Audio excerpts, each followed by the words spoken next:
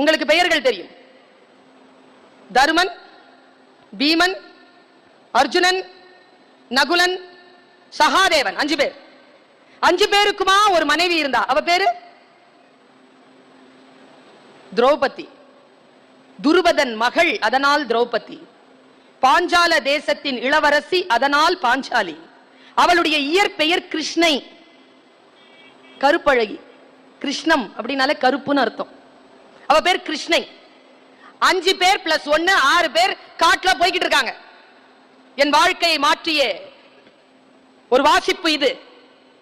என் பேச்சை நீங்கள் தொடர்ந்து அவதானித்துக் கொண்டே இருந்தால், தொடர்ந்து கவனித்துக் கொண்டே இருந்தால், அதில் சில பல வளர்ச்சிகளை நீங்கள் காணக்கூடும்.